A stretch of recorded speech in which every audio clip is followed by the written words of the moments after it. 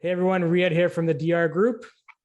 Will Ellis from the DR Group, and we have with us today Saman Habibi, who is with our brokerage right at Home Realty, but he's a numbers man, and I love what you do there. So that you are always about numbers and giving people facts. So thank you for joining us today. Thank you. Thanks for having me, guys. You're the rental property investment guru. So yeah, we're leaning on you today to get some wisdom. At least that's what people think. Yeah. Awesome. Yeah, no, thanks for having me, guys. Appreciate it. And yeah, my name's Saman Habibi, like Will and Riyad said, and I've been with Right at Home. I am with Right at Home, and I decided to focus on the investment property space, mainly because of my background in finance and accounting, and I thought it was a good transition for me to try and differentiate myself when I am out there in the field. So yeah, I do a lot of my business with investment properties and with investors looking at different things. So yeah, I thought today we can talk about the Durham region and what's happening in the Durham region. What's happening in the different areas across the Durham region. So from Pickering to Clarington, what are some of the trends there? And then we can talk about this new concept coming to market, the additional dwelling units that are very popular in the US because they help with housing and providing housing and affordable housing. And then maybe we can touch on some rental rates and see what's happening with the rental rates. Sounds good.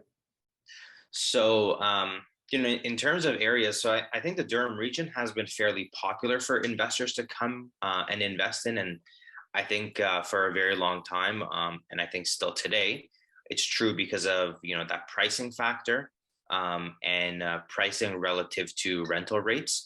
So I always say that the Durham region, has that ripple effect or that spillover from Scarborough. So when we take a look at Scarborough, Scarborough is heavy built with the 1950s and 60s bungalows, and those bungalows typically get converted into legal duplexes. And that pattern was very popular and very heavy, a couple years ago, 5 to 10 years ago.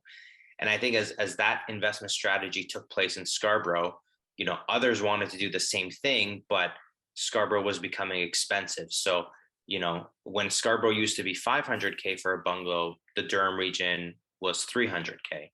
When Scarborough went to 800K for an as-is bungalow, Durham region was 500K, so on and so forth.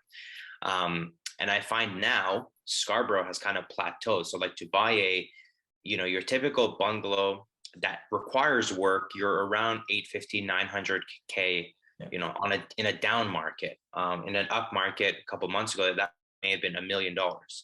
And not many people can afford those properties. So we naturally always have that spillover from Scarborough to the Durham region. And I'd say a lot of people went directly to Oshawa. They skipped Pickering, Ajax, Whitby, and went directly to Oshawa. Why is that? I think to me, it's price. It's always been a price. And I say price, but we have to say price to rental income ratio. So, when you look at the Durham region, Oshawa has remained to be the cheapest in the Durham region. And I think that's because of, some of the misconceptions that Oshawa has. So people always looked at Oshawa as GM town. They referred to it as the dirty Schwa or South Oshawa. And I think though a lot of those things have had a bad reputation for Oshawa. And it's taken Oshawa a long time to recover from that. So historically, when I look at prices, as we get closer to Toronto, it's expensive. Pickering is probably the most expensive in the Durham region. I mean, you have Uxbridge, but that's kind of up north. But the Pickering, Ajax, Whitby, those are all expensive in price, but the rental rates don't necessarily increase in the same pattern, right? So when I was looking in the market, you can, let's say, buy a house. Let's say the median price in Oshawa is 500K, and the median price in Whitby is 700K or 600K. The rental rates are essentially the same. So if you get a 3-bedroom bungalow in Oshawa for $2,300, you can probably find something comparable in Whitby for 23 or 24. So it doesn't increase that high. So people are saying, well, if the rental rates are saying I'll go to the cheap market and I'll get a cheaper house with the same type of rents to help with the rent. So Yeah, I found that it was always the relativity. So the rental rates didn't increase in the same projection as prices did. So yeah, so a lot of people, came to Oshawa, and I think that was really evident too in mid 21 and even later towards 2021 and beginning of 2022. There's a lot of investors, and we kind of saw evidence of that with out of town agents being the cooperating agents. So you look at MLS when it's sold, and it'd be agents that are from a Mississauga office or a Brampton office or an Oakville office or a Milton office.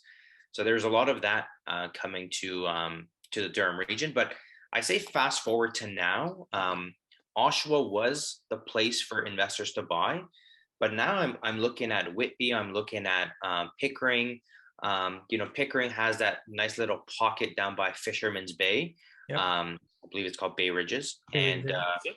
just the other day, I saw a bungalow on a very good size on a very good size lot sell for, I think it was 760.